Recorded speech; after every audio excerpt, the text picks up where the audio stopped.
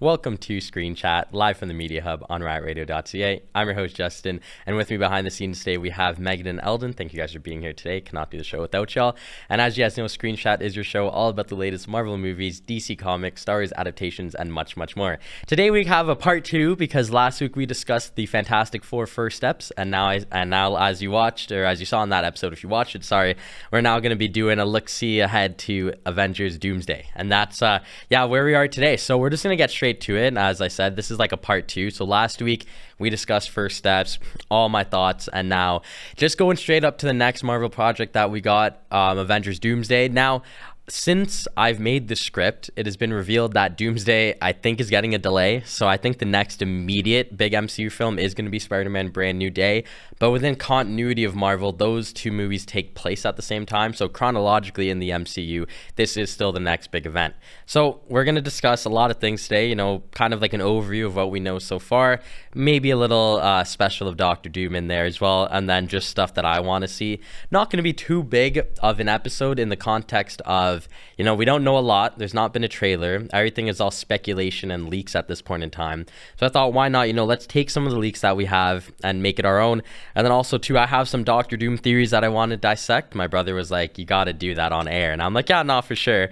Because, obviously, Doctor Doom is a big character right now. And then beyond that, yeah, like I said, just discussing some of the stuff that we want to see. So what do we know so far? Well, we did get that big cast reveal. That was a big thing that Marvel did there, where they did the set chairs, and this was like a 5-hour YouTube live stream, which ended off with Robert Downey Jr. as we see there being revealed as the final member, which we obviously knew. Now, what do we know about these cast members? Well, as of right now, we know that allegedly, according to leaks, they're going to be put in different groups.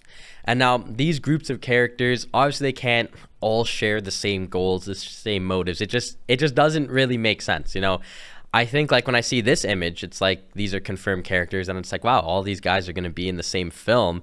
But even just beyond just these guys, if you take a look at some of the rumored groups here, just going through them group by group, there's a lot to unpack. Starting from the top, we have the Thunderbolts I can't even call them the Thunderbolts or the New Avengers, sorry, because I hate that team. But we got Bucky, U.S. Agent, Yelena, Bob, the Red Guardian, and Ghost. And then moving on to what is the speculated Avengers team. And I don't know. Remember, guys, this is all speculation. This guy clearly didn't do his due diligence by having Captain America and Falcon in there. But allegedly, we might see an Avengers team that might consist of Thor, Ant-Man, Shang-Chi, and Captain America. The Fantastic Four is just the usual bunch. The X-Men. Now, this is where things get interesting because Beast is at the top there. And if you watched The Marvels, I don't know a lot of people that did. It was one of Marvel's, unfortunately, worst opening weekends ever. And I say unfortunately because the Captain Marvel franchise is actually very underrated in my opinion. But I think it's unfortunately just gone downhill. Because I feel like Captain Marvel is pretty good. I don't know a lot about Miss Marvel, the show, in the context of I don't know if that was a properly rated show. And then obviously The Marvels wasn't amazing. But yeah, so if you saw that, then you know that Kelsey Grammer returned to play Beast in the after credit scene, which I thought was amazing. Followed by the usual Charles Xavier, Magneto, Nightcrawler, Mystique, Cyclops, Gambit. I'm sure there's going to be more. I'm sure of it. And then also too, we have a Wakandan group that right now consists of Black Panther, Namor, and Baku. And again, I'm sure there's going to be more characters in that. And then I hate this part of it. And also here for some reason, Loki. Dude, Loki's the most important character right now within all the timing. I just got this graphic because it was the easiest for y'all to see because I don't think it would be wise if I had a graphic of all of these characters that would look all bunched up. At that point, just get the OG Marvel wallpaper there. But we do know that these groups are going to be, I guess, coming together in this one movie. But then it just dawns the question, right? Because kind of like how I alluded to, they can't possibly all share the same ideologies. That's literally impossible. So it's a question of who fights who. Are we going to see dream matches in there in this movie? Are egos going to collide? what are we going to see? Obviously this might be a tease to the movie Beyond being Secret Wars, but in actual Doomsday, if all of these characters are together, there's no way everybody operates on the same table. It's almost impossible. We might see matchups of like mutants versus Avengers. We might see, I don't know, maybe Bucky take on Cyclops. Like we know from the actors that we will see a scene where Pedro Pascal's Mr. Fantastic fights Nightcrawler, which I think will be pretty interesting. But there's just a lot to really unpack with the heroes. And I think that's where this kind of theory realm not necessarily goes out of whack, but the possibilities are endless. And that's why it's kind of hard to grasp with no trailer and only leaks. But in rare, I guess, pop culture, media fashion, the heroes are the ones that are hard to predict, but the villain is the one that's kind of easy to understand before it comes out. As we know that this is headlined by Doctor Doom being played by Robert Downey Jr. And I think this is a very controversial, I guess, decision, in my opinion, and I've said that before on air, because Doctor Doom doesn't need to be anybody, because Doctor Doom's face is disfigured. So that's already question number one, which we'll spin back on in a bit, sorry. But before we do that, I do want to talk about RDJ as Doctor Doom. Now, this is a character that on face value is like worth $1 million and more, because this is huge that they got Robert Downey Jr. to come back to play the bad guy.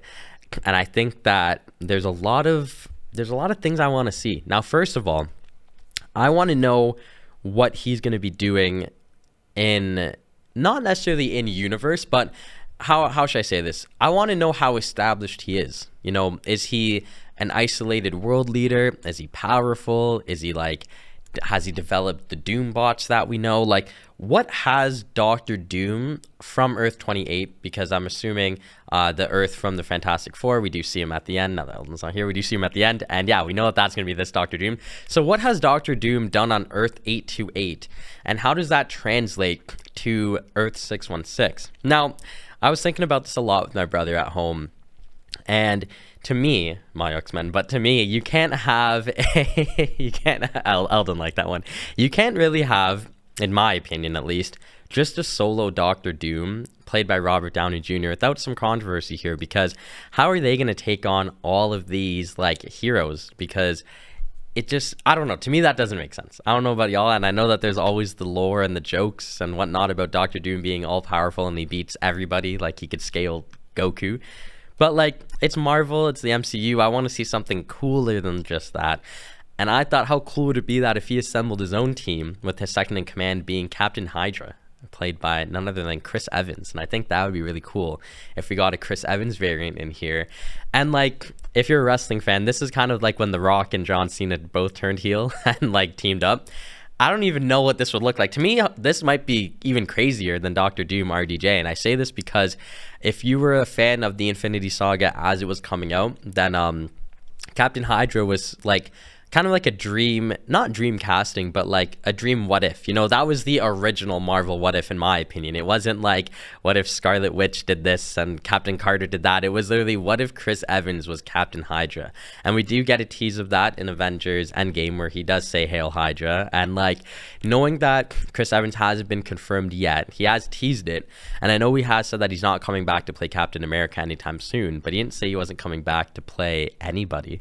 We did see him come back as Human Torch in Deadpool and Wolverine. This could be a really cool twist as well. It's something that I want to see, but it's not something that I would be devastated if we didn't get it. I always used to say that my dream MCU scene would be him coming back, being mistaken for Steve Rogers,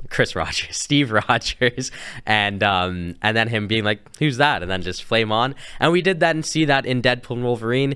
I loved it. It's one of my favorite MCU scenes of all time. I kind of wish it was on an Avengers film though, but it's okay here nor there. But yeah, it would be really cool if we saw Chris Evans come back. He would be obviously a villain in this as well. I wouldn't really like it if he came back to play either Johnny or Captain America there. And I just think because of repetition. Like, I love him. We don't need him back. His story did finish. So I'm not going to be thrilled if we get Chris Evans back as Steve Rogers. Really nice to see him, though, as Captain Hydra. I would be down for that. Now, moving on to the more Doctor Doom side of this episode. Now, one of the most iconic villains of all time, how does he have ties to the MCU? Well, I kind of teased it there. We do know that he is going to be from Earth 828, which we got confirmation of in Fantastic Four: The First Steps. We know that 828 is, I don't really know what you want to call it. It's futuristic, but it's classic. I don't really know, but it is something. And we don't really know what Doctor Doom's role in Earth 828 is, because we don't see him in the movie. And in the movie, we see a Latverian seat chair that is, vacant. So with that being said, how does this fall back to Earth 616? And does it have any ramifications on Earth 616's Tony Stark?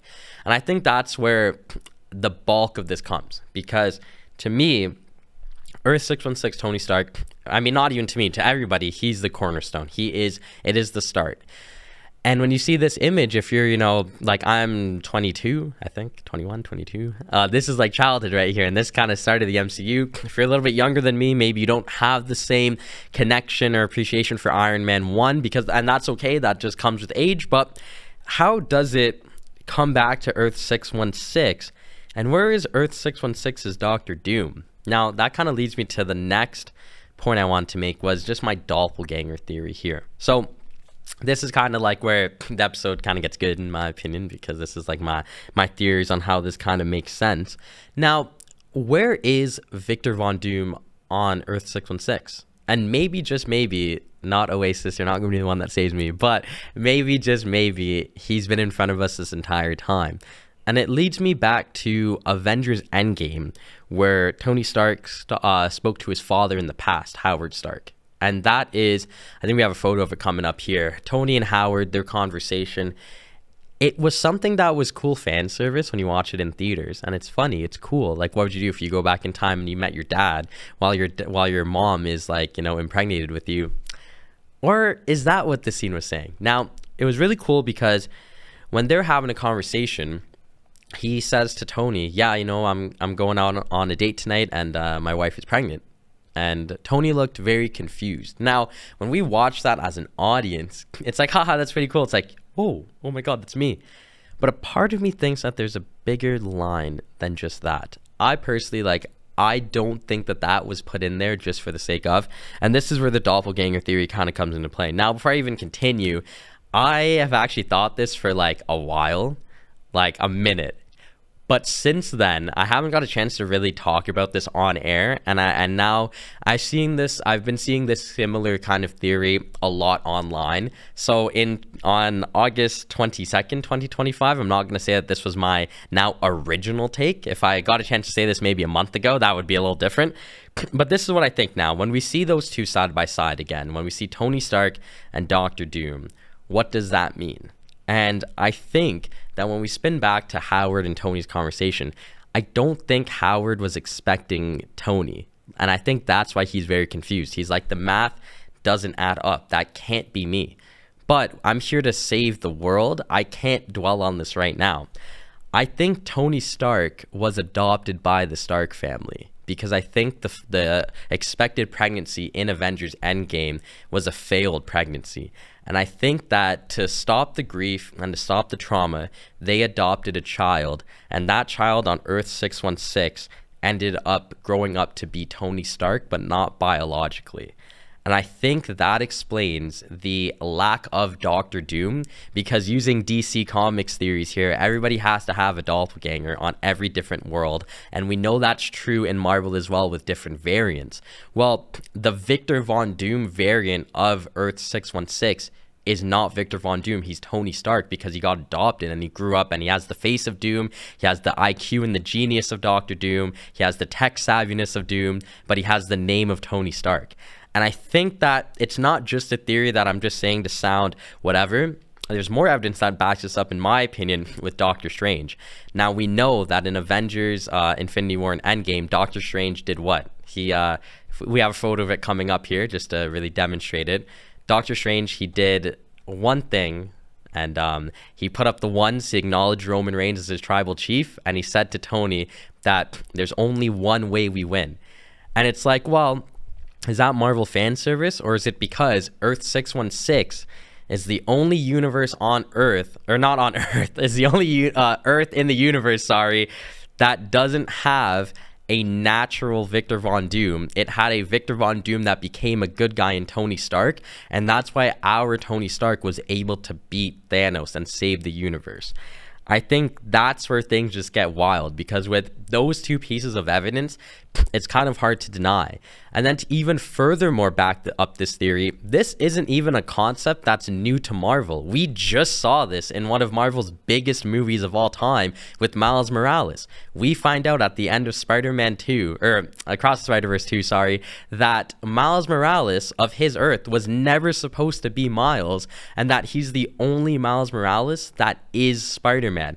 Every other adaptation and variant and doppelganger of Miles Morales throughout the multiverse, minus the Insomniac games, becomes the Prowler. And it's like, it's the same concept, sorry. Tony Stark of 616 as Iron Man equals Miles Morales here as Spider-Man. And it's such an interesting kind of theory, loophole, whatever you want to call it, because there's not a lot that disputes it on face value. I'm sure you could go back and watch some next Marvel scene that doesn't matter, and you could have some next pull, but like not being one of those narcs. It is pretty cool the idea, that Tony Stark of Earth 616 is actually Victor Von Doom's doppelganger because he was adopted.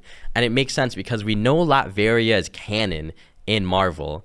Love you, Miles Morales, but yeah, we don't got much more time for you. Sticking to Doctor Doom here. We know that Latveria, is canon in Marvel, and the MCU, and we know that Latveria in 616 does not have a Victor Von Doom.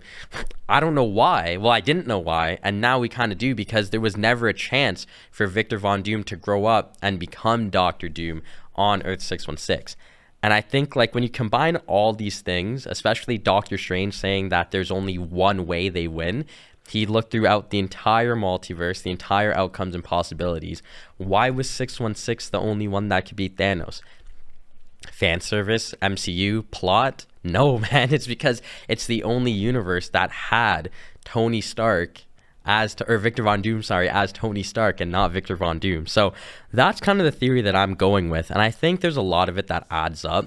Now, we could only see more as we progress, because again, there's no trailer, there's no official plot, there's no nothing. This could all be smoke and mirrors. But the reason why I think this is so relevant to the story of Doctor Doom and Tony Stark being doppelgangers or variants, whatever, is because of who Doctor Doom is in the comics. And this kind of now goes to things that I want to see in the movie. And I think the biggest one for me is the explanation of Doctor Doom's face. Doctor Doom, we know in the comics, has a disfigured face. And this is why the idea of Tony Stark playing him didn't mean much to me, because Doctor Doom, I'm going to do this a lot, because Victor Von Doom's face looks like that. You don't need anybody, like anybody could play him. It does not matter. He always wears the mask for a reason.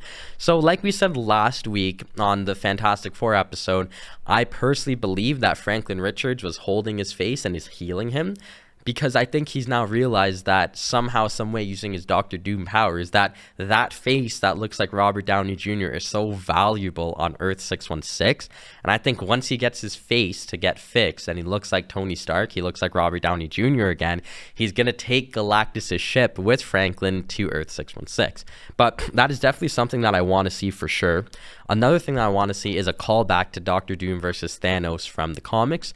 Now, I don't need this, but this shot with somebody else would be pretty cool. I think if I said this a few weeks ago, I forget if this was on air or not, but after Thanos did the snap and won, the next 3 times we saw him, he easily gets defeated like that. You know, Thor cuts off his head. Later on in the movie, the snap does it again. And then when we see Marvel's What If, dude, Ultron cuts this guy in half in 2 seconds. So I don't know if I want to see Thanos come back for a 4th time and get Buck up, but I wouldn't mind to see a callback to this scene with a different character. Moving on now too, this is another thing that we absolutely need to see, which is Robert Downey Jr.'s adaptation of Victor Von Doom coming face to face with none other than Tom Holland's adaptation of Spider-Man. I think this would be really cool to see, because what is Tom Holland's adaptation going to do? You know, obviously if Andrew Garfield or maybe even Tobey Maguire, if their Spider-Man saw Victor Von Doom look like Robert Downey Jr., look like Tony Stark, I don't think it means much. I really don't think it does. But I think when Tom Holland's going to see this, I don't know what he's going to say. it's going to be a crazy reaction. And like Dan and I said this off air so many times, I hate that they spoiled that Robert Downey Jr. is playing Doctor Doom for this scene alone. If we got a chance to see Raw in the theater, Tom Holland be the one that unmasked Doctor Doom, the way like Kakashi was able to unmask Obito and whatnot in Naruto, that would have been so cool. The theater reaction would have been nuts. It would have went silent. Unfortunately, Marvel has to give everything away these days. So that is something that I do want to see as well. Yeah, I like, just getting some insight from Eldon. I think that the shock value, yes, is important, but the emotions, man, like he's going to be like pouring with tears. It's going to be crazy to see Tom Holland as Spider-Man pull his punches against Doctor Doom. And I think that's unfortunately like a realistic possibility. And also, too, word to Eldine, Pepper Potts as well, who I totally forgot about. I hope Gwyneth Paltrow makes an appearance for this exact reason. Even Morgan Stark as well, not to be confused by his brother in the comics, but Tony Stark's MCU daughter that we get briefly. She was supposed to be played by the girl from 13 Reasons Why as an adult. I forget her name off the top of my head, but it would be cool if she reprised that role and then was in this movie as well. That's a good show from you, Eldon. But yeah, moving on though, another thing that I definitely want to see is Doctor Doom either win or just not lose. I don't know about y'all, but I'm sick and tired of seeing these villains just lose on first time of asking. And I think that really dampens, for lack of better words, it really does dampen the prowess. Like, Kang the Conqueror should have never lost to a bunch of ants, and he did. Just terrible, right? Obviously, we know that in that adaptation, there was much more Kangs to be worried about, but the main one pulls up and then he loses. So I definitely don't want to see that. Another thing that I do want to see is different heroes fighting for the greater good. Now, I kind of teased upon this before. It would be really cool to see different ideologies clash, right? Like, who's going to side with who? Is it going to be like one Earth versus another Earth? And this kind of goes to the next point too, is also variance. Now, variance is something that we know from Kang. I would love it if we saw different variants also appear and more doppelgangers, and also just to test that ideologies theory. To me, a lot of the Spider-Man, or Spider people, I should say, from the animated films, they don't agree with each other. And I don't think that, hypothetically here, if Andrew Garfield's Spider-Man was in Across the Spider-Verse, I think he would side with Miles Morales. But then you see other characters in that obviously side with Miguel O'Hara instead. I think seeing more variants and doppelgangers would be really cool, especially because the possibilities are just really endless when it comes to what they could do. And I think that is something that I definitely want to see for sure before, especially Doomsday. Before Doomsday and Secret Wars finish, I definitely want to see more variants. But yeah, overall though, I think that's all I got for you guys today, just based on the fact that we don't know a lot about this movie. It's all speculation as of right now, and take the leaks as you will. If all the leaks are true, then maybe I did just outline what we're going to see, and maybe I do have a general understanding. But if all the leaks are false, then that just happened. So yeah, I'm really excited to see what they do in this movie. I think overall, I'm probably more excited about Doomsday than I am Secret Wars, just because that's the closer one, and just because that's the first appearance of Doctor Doom. One thing that I don't want to see, and Eldon could probably attest to this, I don't want this movie to end with Doctor Doom becoming the Beyonder. That's been really speculated. No, absolutely not. If I could cuss, I would cuss. There's no way that's how this movie ends. If this movie ends with Doctor Doom becoming the Beyonder, I'm not watching the next film or any movie after that, because just based on the comics, how does he lose? That would not make sense unless you got the Living Lifebringer Galactus, or the Living Tribunal, or the Eternity Twins. No. If he somehow gets the power, Eldon also has a theory too behind the scenes, but if he somehow gets the power of the Beyonder and becomes the MCU Beyonder, no, just absolutely not. Unless the one above all, comes down and was revealed to be Keanu Reeves. That would be pretty cool. Or we get Ewan McGregor to reprise his role as... Can I say that on air? No, I'm kidding. But Eldon and I off air said that it would be really cool if Jesus made an appearance to come down from the pearly gates. And I'm like, dude, that would be amazing, man. As a devout Christian, I would love that. And imagine if Ewan McGregor pulled up.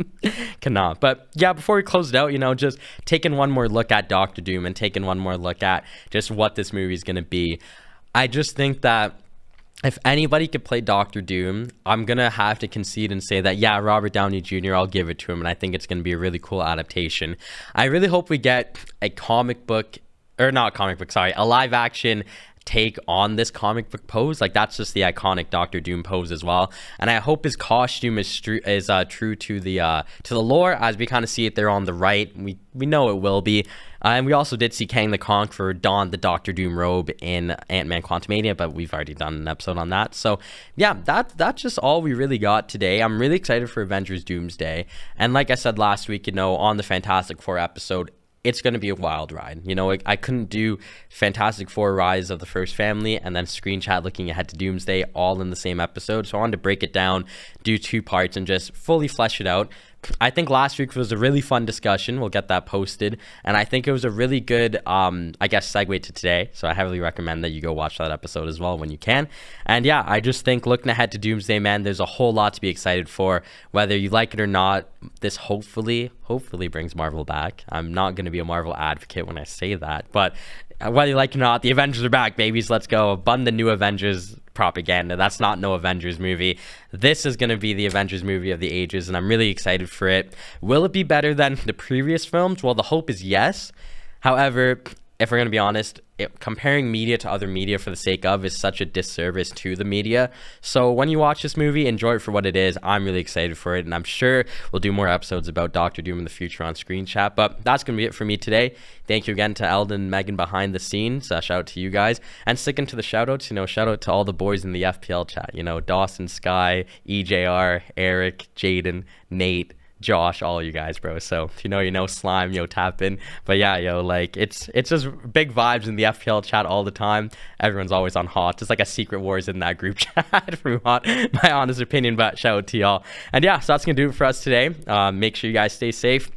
And what day is it again? Oh yeah, that's right. It's Fridays. Please stay safe and enjoy your FNF Friday. You know the vibes. Only got 2 more of these for the summer, so make sure you guys get outside tonight. Enjoy the weather. Get outside. But yes, that'll do it though. Thank you guys so much for watching. I've been Justin. Don't forget you can follow us on social media at DCSA Media Hub and at Justin on the air, separated by underscores. This has been Screen Chat. I've been Justin. Thank you guys so much for tuning in live from the Media Hub on riotradio.ca.